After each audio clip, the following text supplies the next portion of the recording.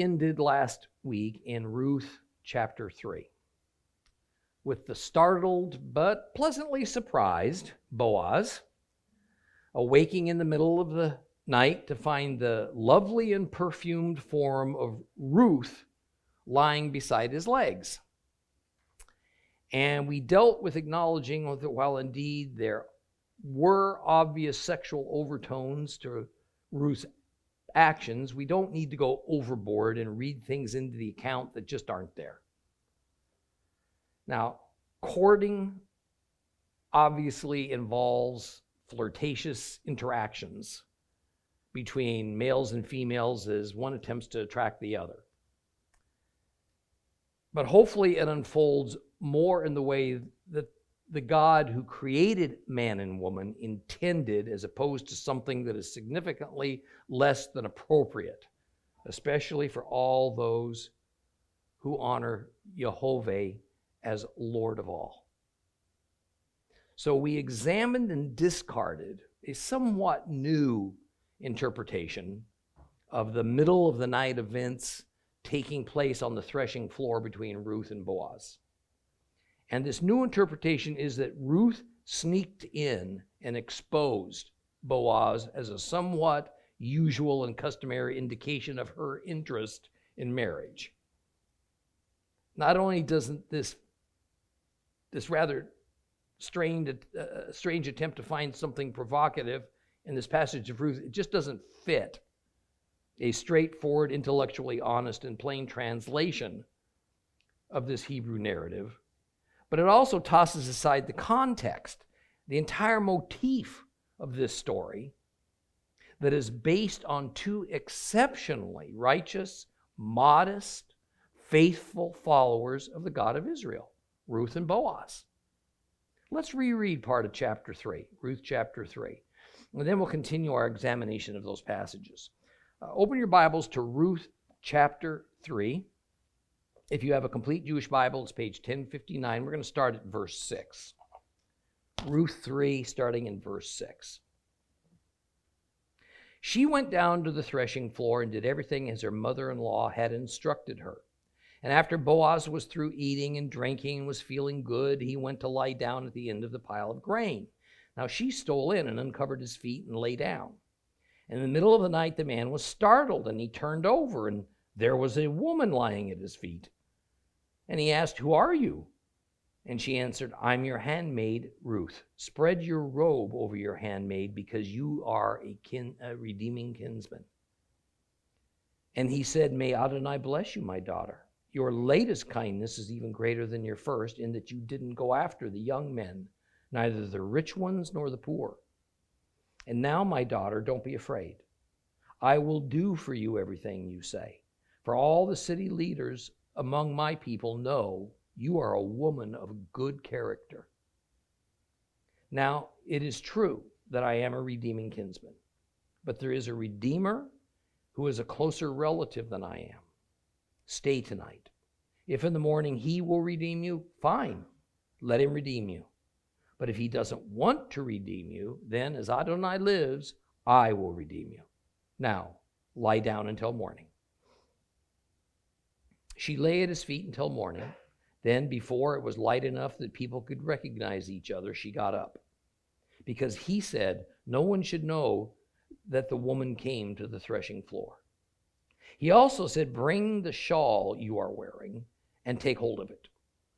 She held it while he put 6 measures of barley into it, and then he went into the city. When she came to her mother-in-law, she asked, "Who are you, my daughter?" She told her everything the man had done for her. And then she added, "He gave me these 6 messages of barley because he said to me, 'You should not return to your mother-in-law with nothing.'" Naomi said, "My daughter, just stay where you are until you learn how the matter comes out. For the man won't rest until he resolves this matter today."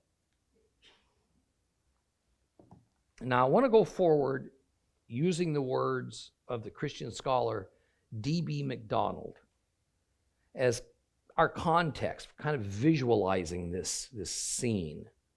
He writes this about this threshing floor incident. He says, Boaz is shown quietly handling the situation like a gentleman, and not either as an old fool or a village lout.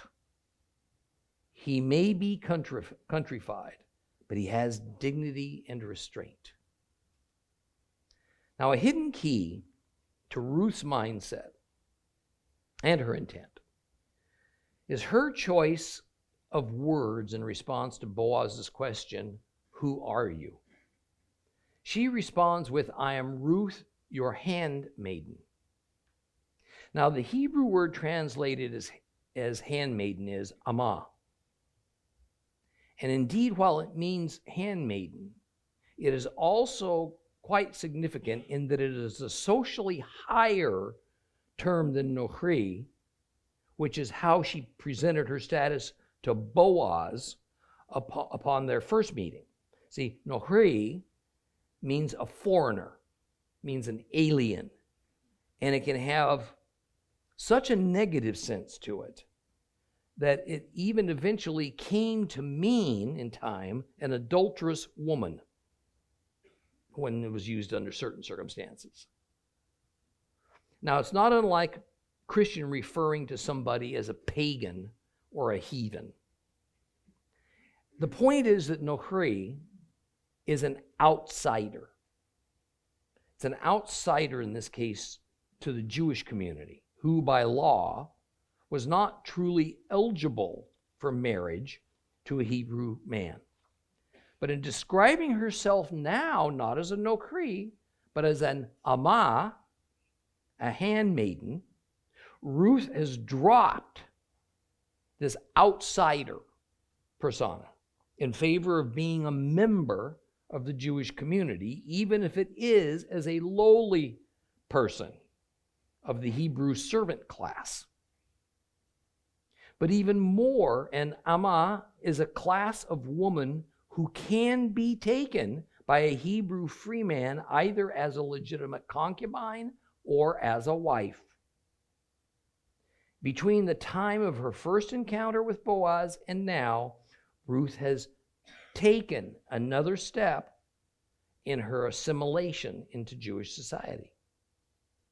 Some months earlier, she was in process of leaving behind her Gentile identification as a member of Moab, but had not yet fully transitioned to becoming a member of Israel. She was kind of in limbo.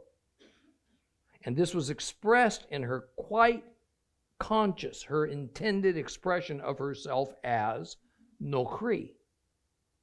Now, I contend that this is a good illustration of the process that every Gentile disciple of Yeshua is meant to undertake as we journey from leaving behind that inherently pagan nature of the Gentile world into the inherently set apart for God world of Israel. Of course, especially since the advent of Yeshua, the Messiah, this is a spiritual journey, not so much a physical one as it was at that time. We do not exchange our national identities from whatever we currently are to Israeli because we accept the work of Christ as our redemption. But we are to make a conscious connection with God's people because we have assumed their God. We have accepted their divine ideals sent down to earth from God. And we've accomplished it all under the terms of the private and exclusive covenants that God made and maintained with the Hebrew people. Well, after identifying herself as a person who was legally eligible for marriage, Ruth then boldly asks Boaz to marry her. Because she says, spread your robe over your amah, your handmaid, because you are a goel, a redeeming kinsman. Adding yet another Hebrew word, what she said was, spread your kanaf, over your handmaiden, because you are a redeeming kinsman. We discussed the deeper meaning of the term kanaf a few lessons ago as we studied chapter 2, verse 12, where we have Boaz blessing Ruth by saying, "May Jehovah reward you for what you have done. May you be rewarded in full by the Elohim of Israel, under whose kanaf, wings, you have come for refuge." Now we looked ahead at that time to chapter 3, the chapter we're in now, so that we could make this connection between Ruth first coming under Jehovah's kanaf for the purpose of refuge, and now she is coming under Boaz's kanaf for the purpose of security and refuge. The first was a spiritual refuge by means of a spiritual marriage to the God of Israel, so to speak. And the second was an earthly physical refuge by means of an earthly physical marriage to Boaz.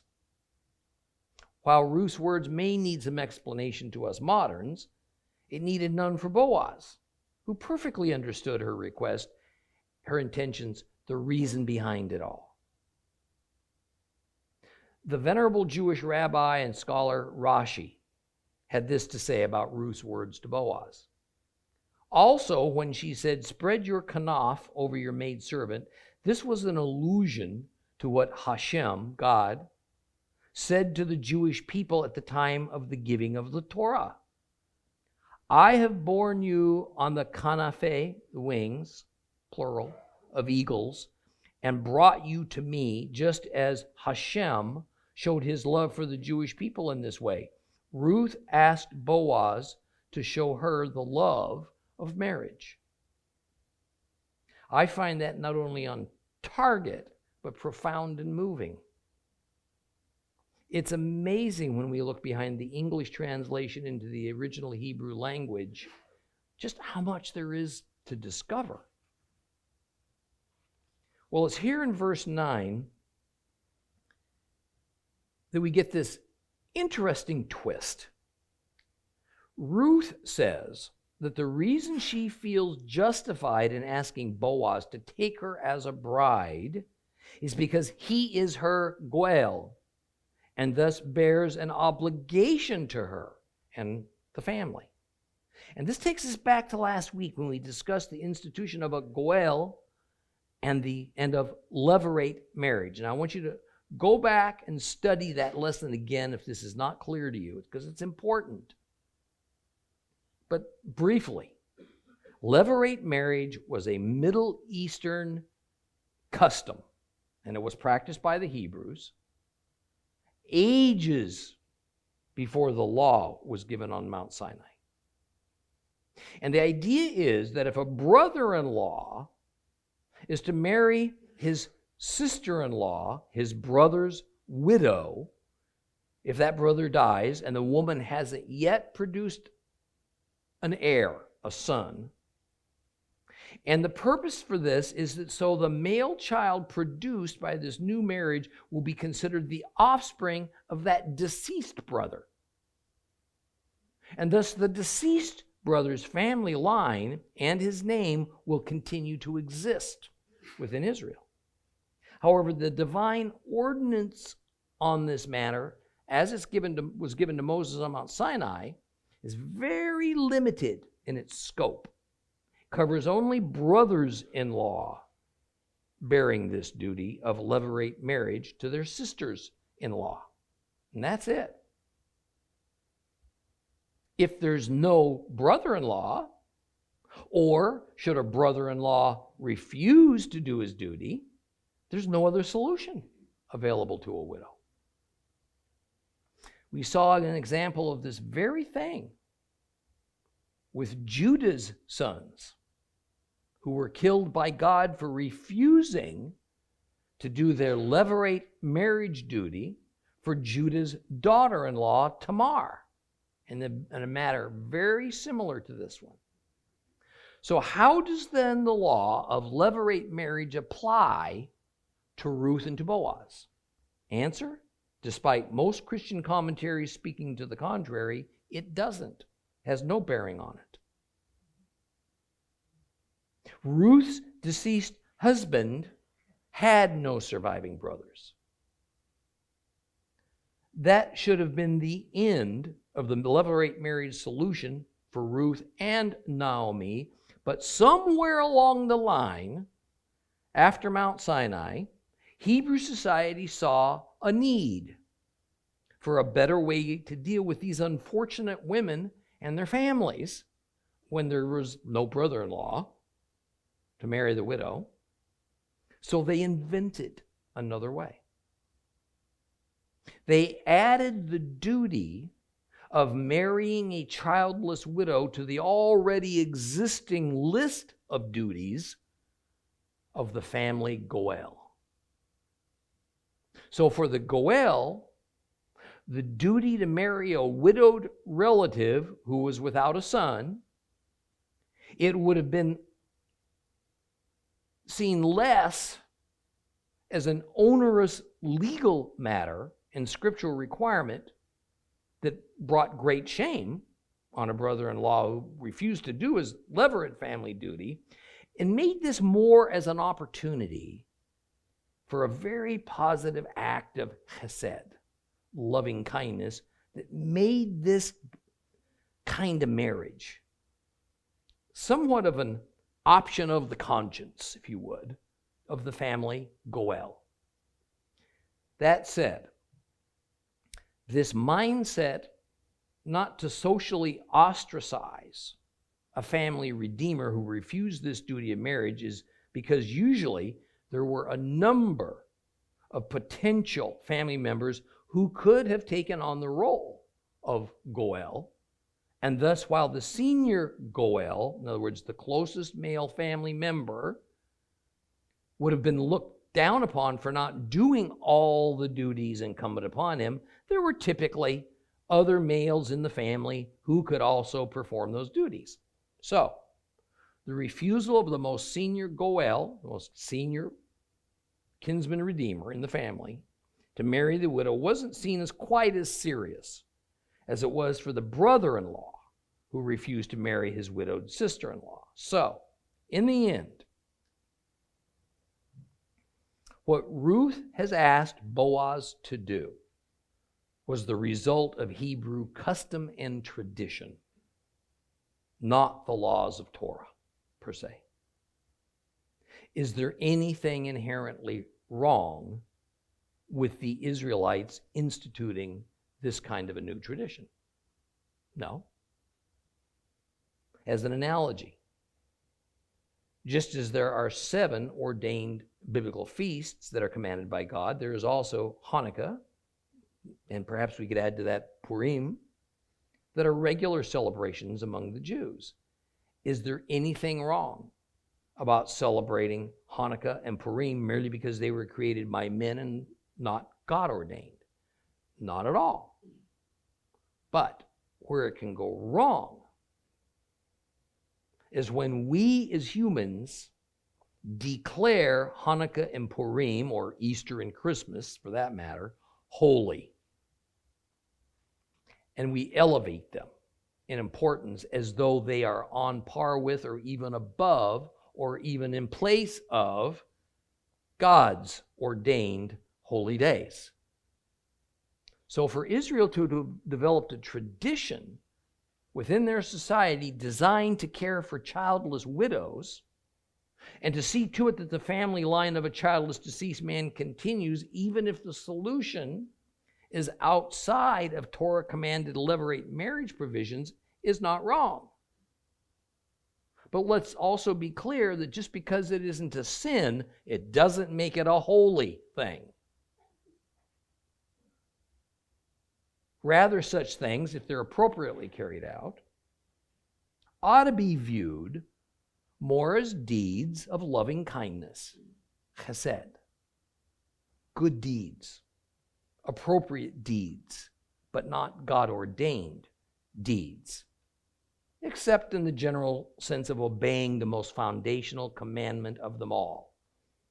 loving your neighbor or your fellow man as yourself. Now, this may sound complex and confusing and technical, or like I'm slicing this onion awfully thin, but here's another way to think about it. Nowhere in the Bible is the term goel ever applied to the brother-in-law involved in levirate marriage. A brother-in-law was not labeled a goel. A goel was an entirely separate institution, totally apart from levirate marriage. So here in Ruth, we see Ruth basing her appeal to Boaz to marry her, not on some God-ordained duty of a brother-in-law, which Boaz was not, for levirate marriage, but rather the appeal was for the goel, the family redeemer, to marry her. The childless widow, even though she was a significantly distant relative of Boaz. And even that was based on a man-made tradition and not strictly on the law, which only put the absolute duty of marrying the widow upon a brother-in-law. So just as we have seen that despite modern popular interpretations, Ruth did not do anything of an objectionable sexual nature to Boaz and lifting up the blanket to uncover his legs, neither was there a hope for levirate marriage going on here because the circumstances just don't apply. Further, we need to understand that this God principle behind our kinsman redeemer, Yeshua, seeing the church as his bride, and therefore there even being a marriage ceremony in the future, has nothing to do with Torah-based levirate marriage or goel-based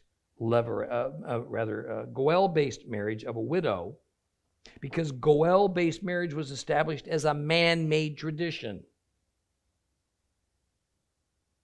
So none of those specific circumstances apply to us if we think of ourselves as the bride of Christ. Yeshua is not our brother-in-law, and we're not childless widows. Rather, it is for other reasons that Christ is our kinsman redeemer. That's a story for another time. Now, moving on to verse 10. Boaz's reply to Ruth is kind of odd. He says that what Ruth has just proposed to him is her doing an act of chesed for him. I mean, he says, "Bless you, my daughter, for your latest kindness," chesed, because it's even greater than your first. In other words, Boaz seems pretty grateful for Ruth's bold advance towards him. Why? Well, he goes on to say that it was because she approached him, an older man, rather than going after the younger men for marriage. Now, I don't want you to misunderstand what's happening here. Okay? While I'm sure that Boaz was as flattered at Ruth's proposal of marriage as he was excited to suddenly find this pretty young woman lying next to him in the middle of the night, the context is more contained in his words, "Your latest chesed is even greater than your first." Ruth's first chesed was her selfless commitment to care for her aged Jewish mother-in-law, Naomi, and to forsake her own homeland and change her loyalty to Israel and to Israel's God. So what is Ruth's latest act of loving kindness?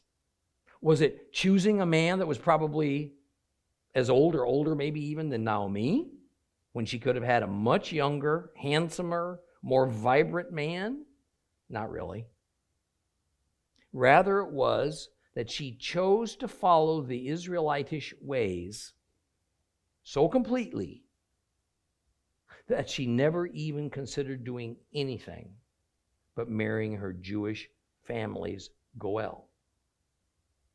Ruth could have solved her own personal dilemma of being a poor widow by marrying a young man with a good future. But she wouldn't have solved Naomi's problem of needing an heir to carry on Elimelech's name and clan line if she had married a younger man who was not the family redeemer. Ruth would have been a prize catch, no doubt about it. It's apparent that her outward beauty was only surpassed by her tender demeanor and her very good character. She would have had young suitors lined up. Instead, she chose Boaz, a much older man. Now consider as a practicality that Boaz was at the least in the autumn, not early winter, of his life. A few more years is probably the best that Ruth could hope for with Boaz, and then she'd be a widow again. Boaz was as practical and wise as he was kind and gentle. So Ruth's willingness to provide an heir for Naomi by marrying a Goel, like the aged Boaz, even exceeded her very impressive kindness of following Naomi from Moab to care for her. And Boaz instantly recognized the gravity and the selflessness of Ruth's decision, even in his blurry-eyed state in the darkness of that late hour. You know, I can't help but comment that in the end, Ruth made a pretty wise choice for herself. I think Ruth saw beyond Boaz's elderliness. She saw a man of rare kindness, a keen sense of duty, determined purity, proper fear and respect for his God. Boaz had also shown Ruth a lot of tenderness and respect. I mean, who could possibly have been a better husband for her than Boaz? But verse 12 now, verse 12 throws a stumbling block into Naomi's plan that up to now has gone along like clockwork. Boaz points out that while he is certainly prepared to do all that Ruth has said, because her fine character is so well known among the community of Bethlehem, but there is another family Goel who's a somewhat closer relative to Elimelech than himself. And Boaz, being the kind of man he is, well, he can't uphold his own reputation while disregarding the rights of this other Goel who holds the senior position in the clan. So he tells Ruth about this other family redeemer. It says she should stay here at the threshing floor the rest of the night, and then in the morning, Boaz is going to seek a meeting with this man at the city gates. That's the usual place of legal business in a Middle Eastern town. And if this other potential Goel won't accept the responsibility to redeem Ruth, then Boaz will be in the clear to do so, and he promises that that's exactly what he'll do. Now, verse 14 shows that Ruth complied, at least partly, I suppose, because Naomi had admonished her to do everything that Boaz told her to do. But then as the night was ending, Boaz told Ruth to go home. Go home before people saw her leaving the area and assume the worst. What we see is that Boaz acted responsibly towards Ruth in 4 specific ways. First of all, he did not tell her to leave and go home in the dark, which would have exposed her to danger. Second of all, he did not touch her until she was rightfully his. Third, he protected the rights of that kinsman redeemer that was the nearer relative. to the deceased Elimelech than himself. And fourth, he vowed to resolve this matter within hours and accept the results, however it turned out. But Boaz wasn't through yet with his kindness. He instructed Ruth to use her shawl, probably the simlah, this outer garment that she was wearing that was customary, to grab hold of the edge of it. And into this, he dumped 6 measures of barley grain for her to take home to Naomi. We really don't know exactly the quantity of what that measurement was. Were they an ephah, about 30 pounds, or a seah, about 10 pounds, or something else? Yeah, I mean, it's pretty doubtful it was 6 ephahs. I can't imagine Ruth carrying 180 pounds of grain back to her dwelling. Yet 6 seahs seems a bit less than what Ruth had gleaned on the day that Boaz told his hired men to pull some stalks out of the sheaves for her to glean more easily and productively. In any case, whatever it was, no doubt, because of the context of the story, it was a generous amount of barley that she returned home with. So when she arrives home, it wasn't fully daylight yet. So verse 16 has this startled Naomi asking the shadowy figure entering her dwelling place, "Who are you? Is it you, Ruth?" And Ruth told her what transpired that night. And Naomi saw the gift of grain and knew exactly what to do. The barley was a sign of good faith from Boaz. So Naomi told Ruth, just be at peace, stay home, because Boaz was not going to rest until this whole matter was resolved. Ruth would be redeemed by the as yet unnamed other Goel, or if he refused to do his duty, Boaz would marry her. Either way, Ruth was about to have a new husband. And Naomi, a desperately needed heir for her deceased husband, Elimelech. Well, now that the tension is building and the climax of our story is nearing, let's move on to chapter 4. Open your Bibles to chapter 4 of Ruth. If you have a complete Jewish Bible, it's page 1060. 4th chapter of Ruth. Meanwhile, Boaz had gone up to the gate, and he had sat down there. When the Redeemer, of whom Boaz spoke, passed by. "Such and such," he said, "come over, sit down." So he came over and sat down. He took 10 of the city's leaders and said, "Sit down here," and they sat down. And then he said to the redeeming kinsman, "The parcel of land which used to belong to our relative Elimelech is being offered for sale by Naomi, who has returned from the plain of Moab. I thought I should tell you about it and say, buy it in the presence of the people sitting here and in the presence of the leaders of my people. If you want to redeem it, redeem it. But if it is not to be redeemed, then tell me, so that I can know, because there is no one else in line to redeem it, and I'm after you." He said, "I want to redeem it."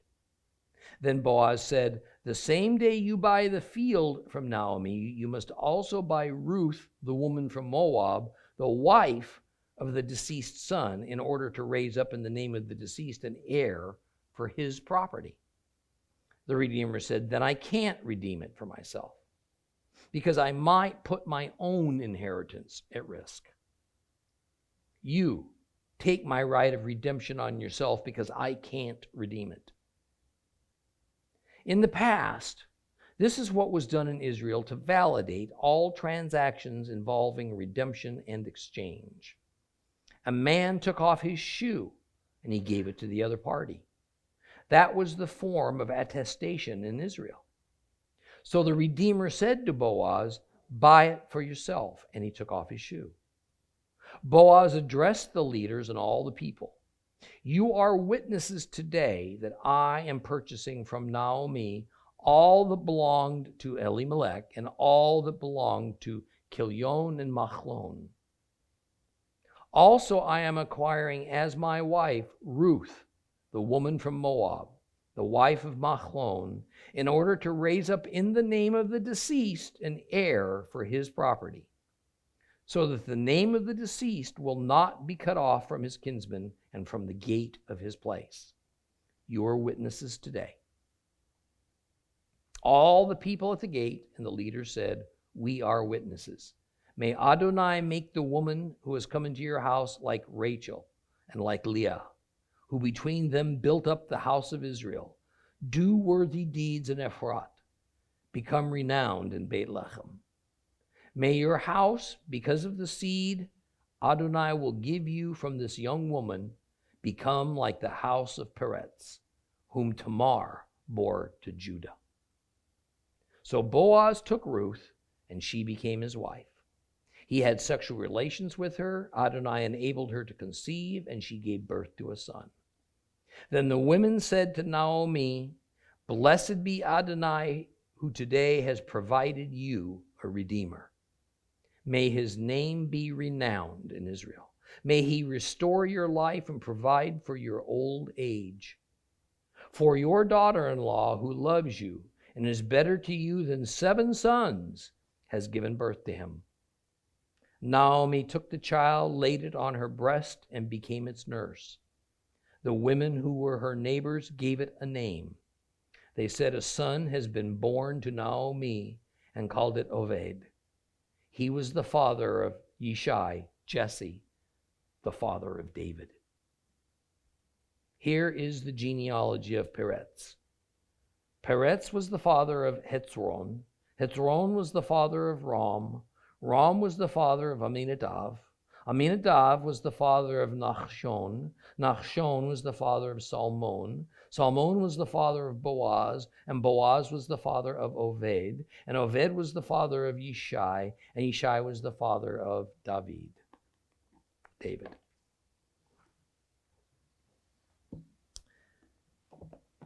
Now we're going to get a little bit technical and detailed with some of the issues in this chapter, much as we've kind of done to some level throughout our study of Ruth.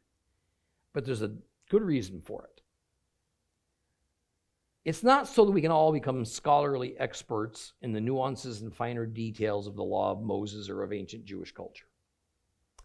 It's because an underlying current throughout the whole book of Ruth is how a society of believers in the God of Israel, Jews living in and around Bethlehem, grappled with matters that either had no obvious and directly pertinent answers that they could take from the Torah as a solution, or because circumstances within Israel had evolved.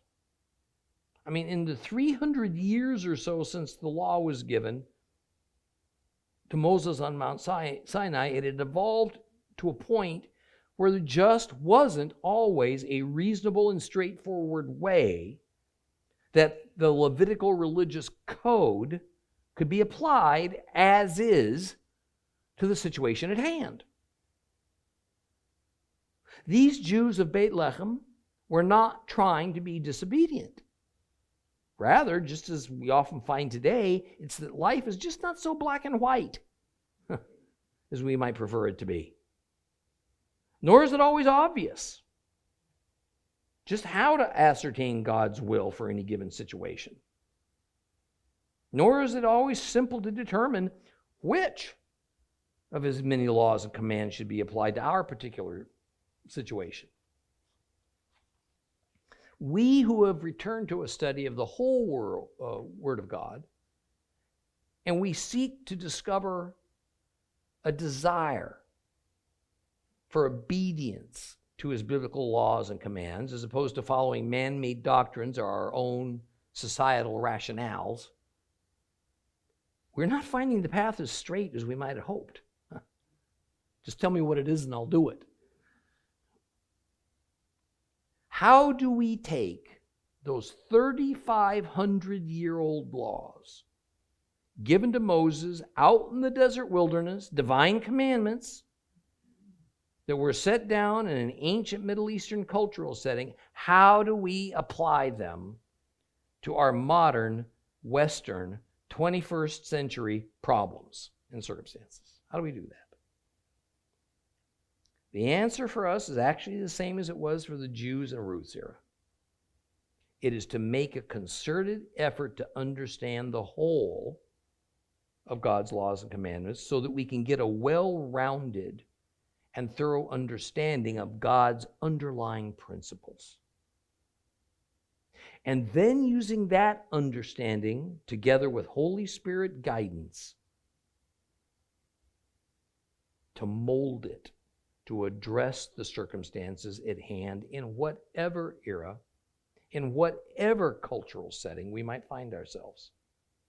In the case of Naomi and Ruth, they were childless widows, but there was no living brother-in-law for either of them to be taken as wives under the law of Levirate marriage. So how was the situation going to be remedied?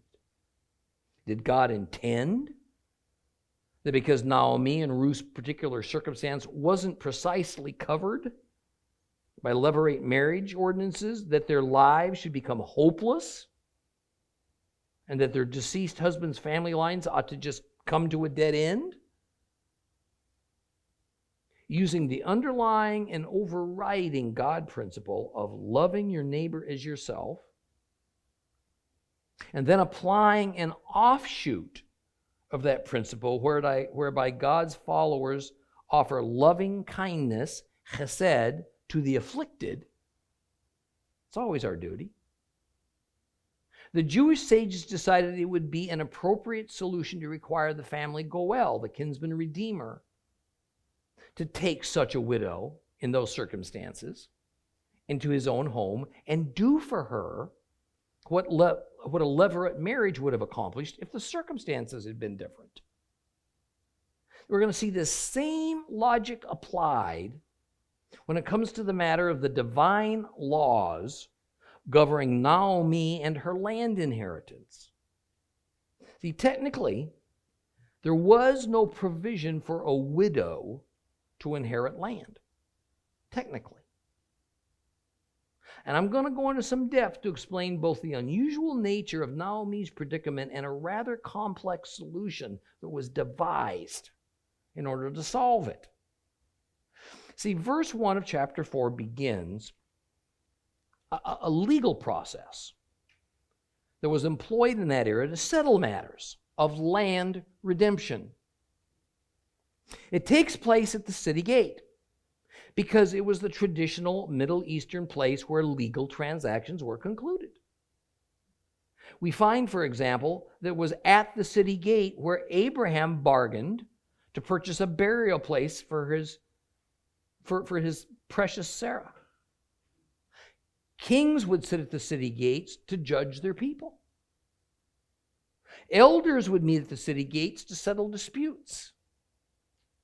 The city gate was where people met to debate politics or simply to have friendly conversations. It was the courtroom and the town square of that time all rolled into one. Now, if you wanted to be sure to run into somebody at some point during the day that you knew, you just sat at the city gate and you waited for them. Sooner or later, they'd pass by. This is what we find Boaz doing. And sure enough, the senior family redeemer, the Goel, for Elimelech's family, strolled through the gate and Boaz hailed him. Now, the author of the book of Ruth, for whatever reason, chose not to reveal the name of this senior Goel. We don't know why, except that apparently who it was really wasn't relevant to the story. So we find most Bibles just calling him such and such or so and so.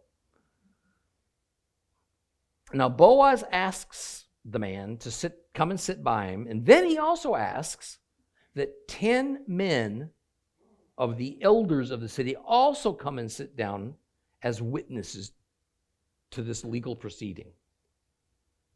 These elders were recognized community authorities with the power to decide cases. In later rabbinic interpretation, the assembly of 10 men became the basis for the minyan, the minimum legal number of men needed to hold a synagogue service. Now, with all the needed parties in attendance, Boaz now states his case, and it begins in verse 3. He begins by saying that this proceeding is about Naomi, who was returned from Moab, and that it involves the selling of the parcel of land that belonged to her family. Further, that the head of the family was the now deceased Elimelech. Boaz refers to Elimelech as our brother. The Hebrew word used here for brother is ach. And it is another of those terms whose meaning varies greatly according to the context. Ach can mean brother, like in a sibling. But even more often in the Bible, it's referring to any male family member, even if that member is a very distant relative. It's also a term of endearment. It can mean like as a brother, like we might refer to a very dear friend as being a brother to me, even though there's no blood relationship of any kind. In this case, this unnamed family Goel is not Elimelech's sibling. It's just some anonymous member of Elimelech's clan. So Boaz explains that because Mr. So-and-so is the nearest qualifying Goel, he has the legal right of first refusal to redeem that land through purchase. But Boaz also makes it clear that if he doesn't wish to redeem that land, Boaz will assume the duty. I want you to take note how this whole matter suddenly shifts from Ruth to Naomi.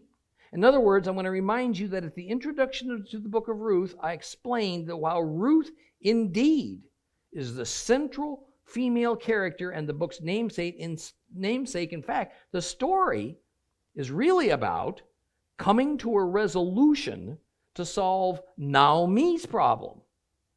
It's just that in many ways, Ruth turned out to be Naomi's solution.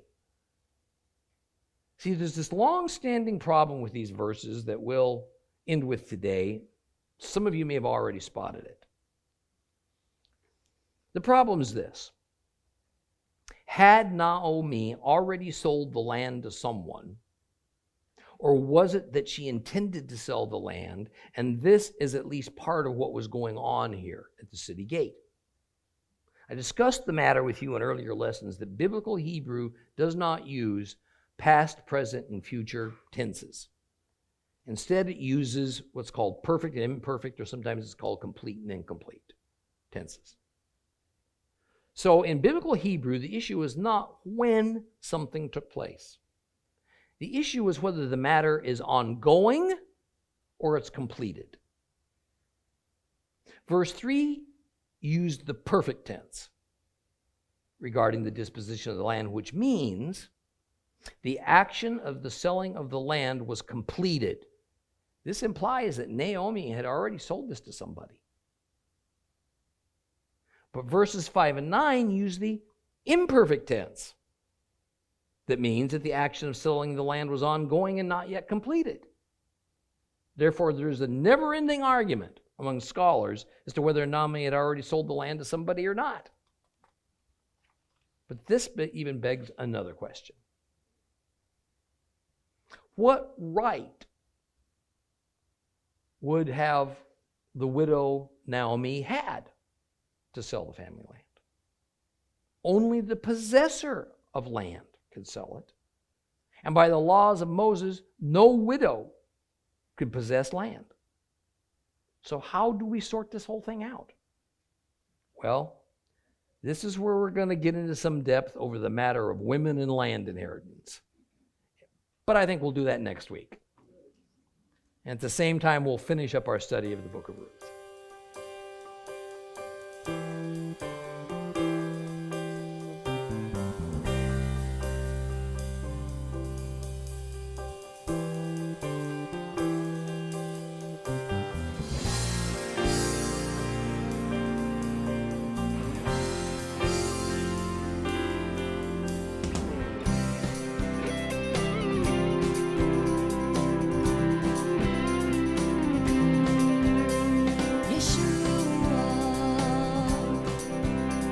Yeshua,